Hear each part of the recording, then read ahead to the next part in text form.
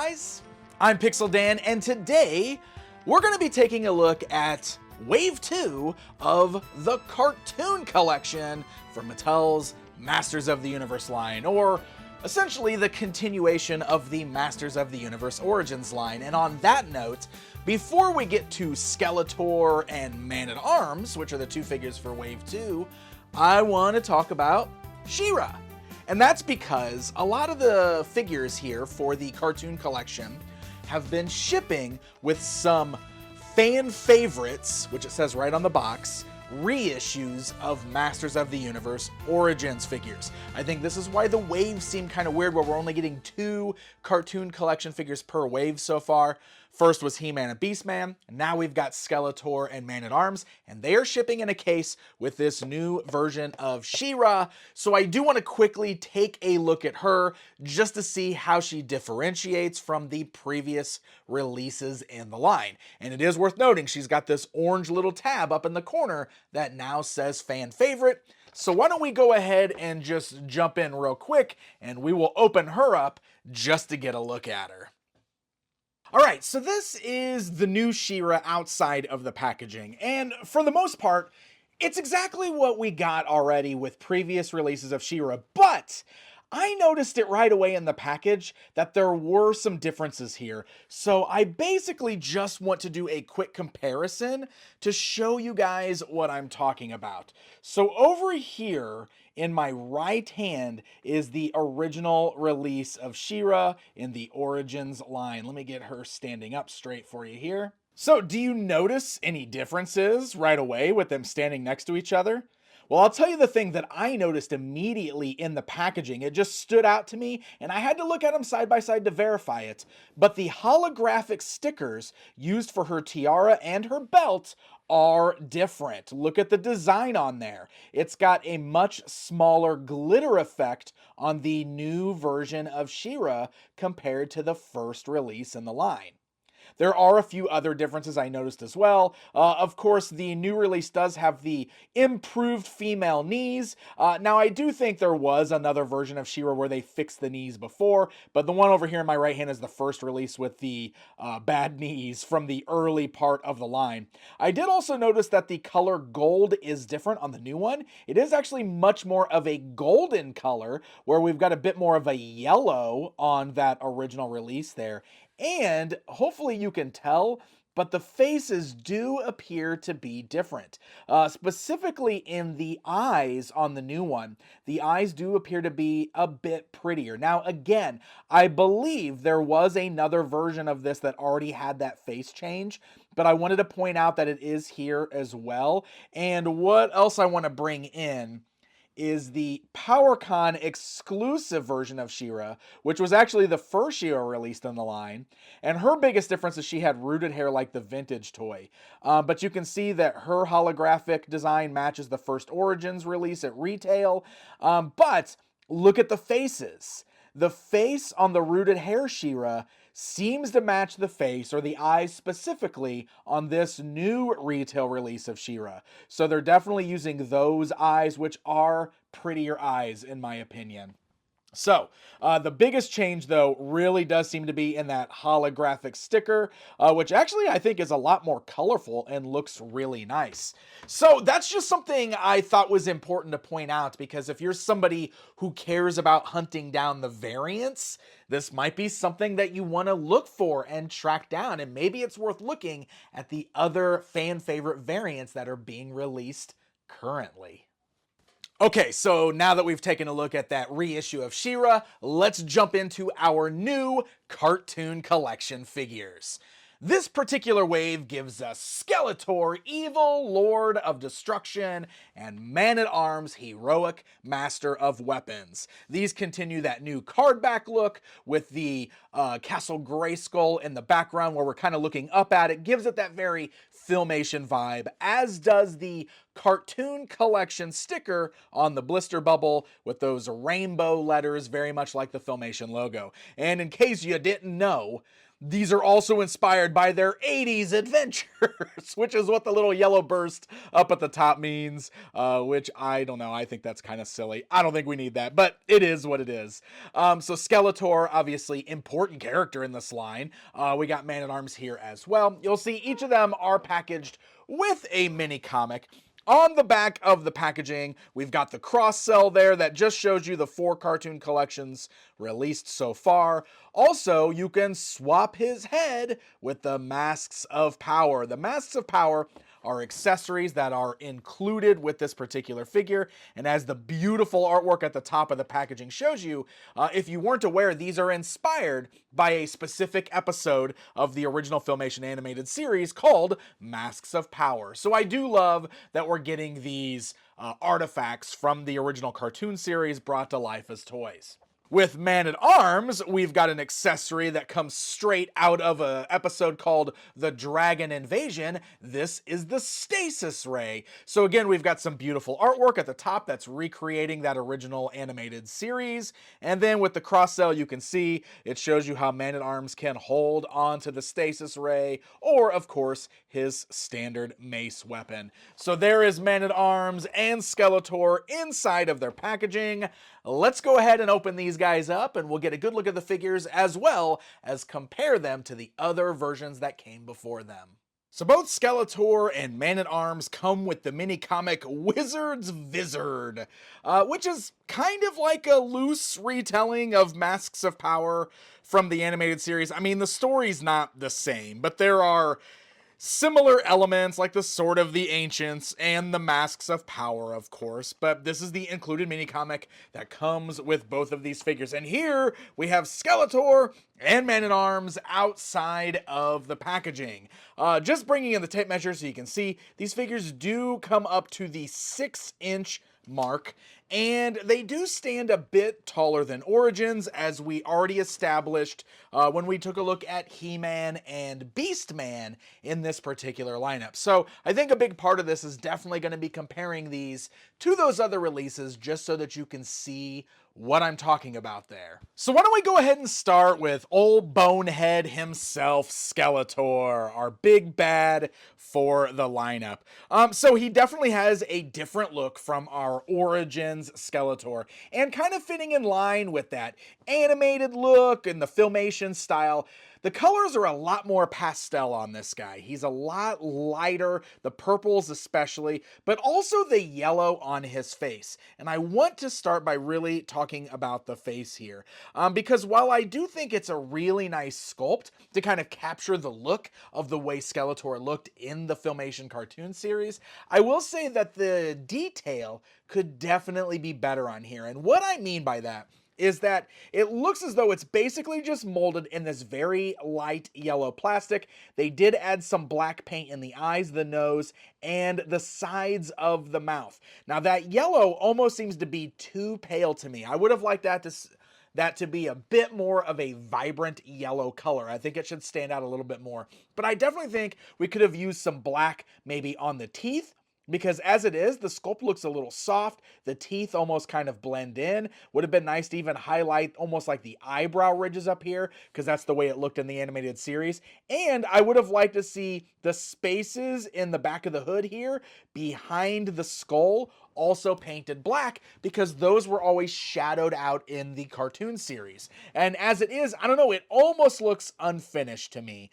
Maybe that's a personal opinion. I just think we could have had a little bit of extra black on there, could have made a world of difference with the overall look of this guy. And you'll see that that's kind of the way it is all the way through. Like, the armor that he's wearing there is just molded in purple. There is no extra painted detail whatsoever. Same goes for the loincloth piece. He's also rocking the boots. This version of Skeletor just has regular boots and not like the demon feet there.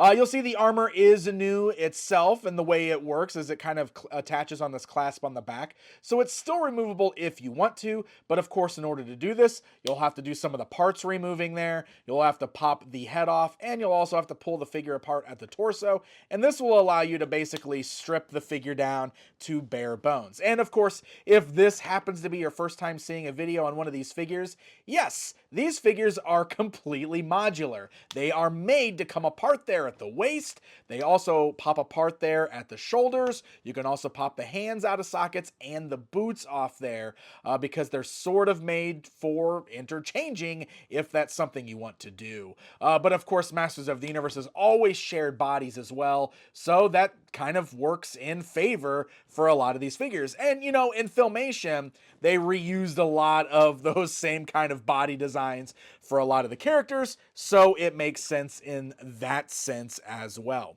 Now, I want to go ahead and bring in the standard Masters of the Universe Origins Skeletor, and we're going to stand him side by side, just because I want you guys to see the difference between these figures.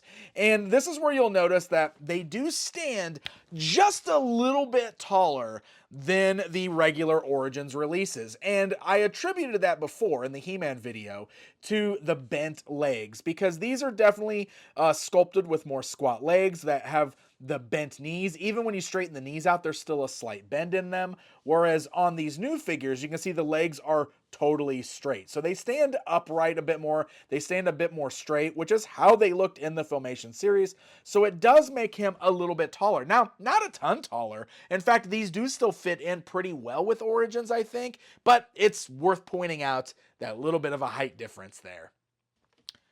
All right, so as far as accessories go, of course, Skeletor does come with his Havoc staff. And this is pretty nice because it is modeled after the Filmation version of the Havoc staff. I mean, here's the Origins one, which is more modeled after the vintage toy. So you can see there is quite a bit of difference in the design of the Ram Skull specifically. I will say, I feel like the Ram Skull is a bit big on this one. This, of course, can be chalked up to the fact that animation differs a lot. So sometimes from frame to frame, things look a little different. And if you look at some pictures of the original Filmation Skeletor, the Ram Skull does look a little bit bigger, especially in those shots where he's kind of holding the staff towards the camera. But I feel like in most shots, it's a bit smaller. So this feels a little oversized to me, but still nice. It's molded in gray at top, purple on the staff itself, and then he does come with a purple version of the new Filmation He-Man sword as well. This is just molded in a flat purple color there, and of course he can hold that in his hand as well. Now, no sword sheath on the back, same kind of thing with He-Man, so there's nowhere to put the sword really when he's not holding on to it. His other accessory is that fun Filmation artifact that we talked about, which are the Masks of Power, the masks that belonged to the ancients. It's Deimos and his witch queen, as He-Man said. So these are pretty fun because they opted to make these as interchangeable heads, not just masks that you would hold up to the figure's face. So that's fun in the aspect that you can actually remove a figure's head and you can pop this mask on the ball joint there.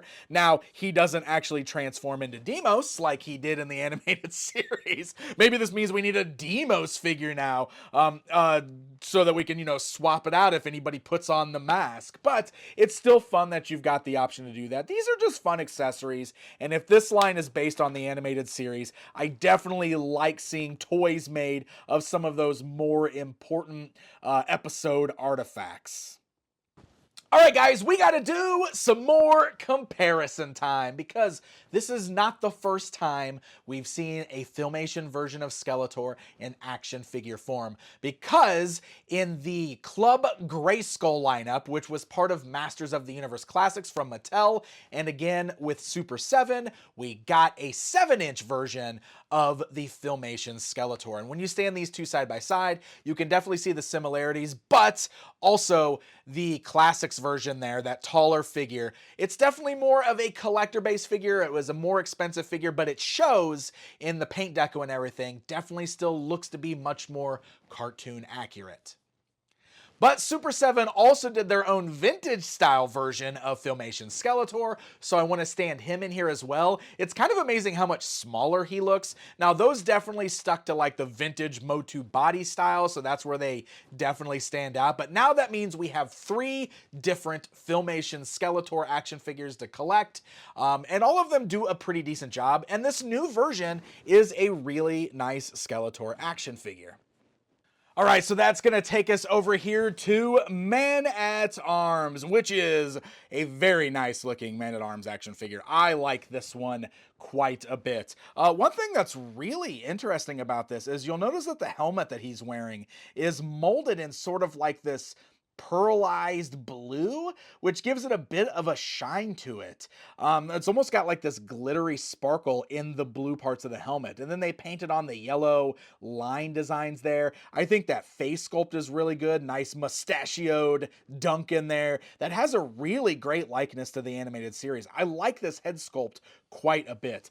And then of course he's rocking his armor. One of the things that makes this version of Man-at-Arms stand out is that he has armor going on both arms, whereas our vintage toy only had it on the one arm there, the left arm over there.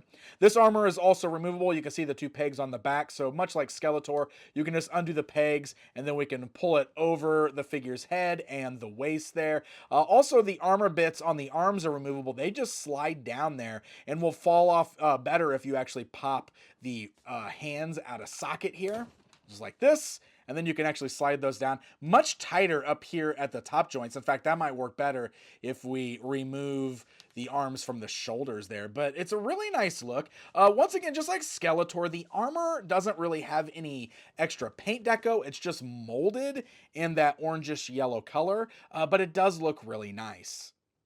Of course, these figures do have a lot of the same parts reused. Like if I bring Skeletor back in here, you'll notice that those boots are the same there. They're all basically using the same loincloth piece. They do have the same legs and the same torsos. So lots of reused parts going on here, but that's to be expected. And we saw a lot of that all throughout the Origins line there. Now, Duncan here does come with his signature mace accessory, this club, but it is a lot bigger to capture the look of the Filmation version there, so that is pretty cool. But in addition to that, he also comes with the Stasis Ray. Now, this is another accessory that comes straight out of the Filmation series, two-handed Stasis Ray, and of course, the figure does allow you to grip it with both hands here. It's going to fight with me on camera to make me look like a liar, but there you go. So you can get Man-at-Arms posed, holding the Stasis Ray, recreating scenes straight out of the Filmation cartoon series. This is just molded in like that same kind of metallic-y blue that we see on the helmet there, so there's no actual extra paint deco or anything like that. And we have seen the Stasis Ray a couple times. We definitely saw it with the Super 7 version of Man-at-Arms, I believe, that was released. So we've had this already, but this does appear to be a brand new version of that. Speaking of other versions, I do want to bring in the Masters of the Universe Origins version of Man-at-Arms to stand over here with our new cartoon collection version of Duncan. Really big difference here when you look at these, especially the heads there, those faces. Oh my goodness. Look at the difference between those head sculpts there. And of course, the cartoon collection one does look like he's standing up straighter. He's standing up a little taller than that one. But it's pretty interesting looking at the difference between the one that's based on the vintage toy versus the one that's supposed to be based on that original cartoon series. And of course, we can't end our comparison time right there, so let's go ahead and stand Man-at-Arms alongside that version from the Masters of the Universe Classics line. So this, of course, like the Skeletor before it, is in the 7-inch scale. It's a collector figure. It's going to stand a little bit taller, definitely has more paint deco, but you can see what these two look like standing side by side. And Man-at-Arms is another figure that Super 7 did in their vintage style 5.5 toy line that is, of course, inspired by the Filmation animated series. So once again, we now have 3 different versions of Filmation Duncan to collect in action figure form, and really interesting looking at them side by side because they're very different looking, I think. And there you go, my friends. That is a look at the brand new cartoon collection, Skeletor and Man-at-Arms. You know, I'm really enjoying the cartoon collection so far. I do think that they are nice quality action figures and they look really cool. And it's a fun way to sort of refresh some of these characters that we've already gotten a lot of figures of by basing them on the original cartoon, which arguably is the most well-known version of He-Man. Now, if I compare those to some of the other versions of the Filmation figures that come out before, specifically the ones from the MOTU Classics line, I definitely think MOTU Classics does it better. In my humble opinion, those appear to be more cartoon accurate than what we're getting with this new lineup here, but these still look like nice figures. They still are solid, and I'm excited to see where this line goes. I'm going to be more excited, I think, when we start seeing some more unique characters here. These so far have all benefited from basically recycling the same body with just a few changes here and there, and it works fine, don't get me wrong, but I'm really hoping, since we're diving into Filmation, we get some more characters that we haven't really gotten in this format before. I mean, come on, we need Chakotay, we need some of these other characters, Lord Mask. It'd be amazing to see some of these figures, so hopefully Mattel has those coming down the pipeline. So these are hitting store shelves right now, and I do want to give a very special thanks to Entertainment Earth, where these are in stock right now. In fact, you can use my affiliate link in the description below, and you can pick these up for yourself. Using my affiliate link to order these figures will also grant you 10% off any in-stock item, and you'll even get free shipping if your order is over $79. So definitely head on over to Entertainment Earth to check them out.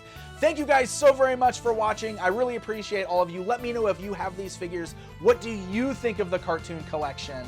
And until next time, my friends.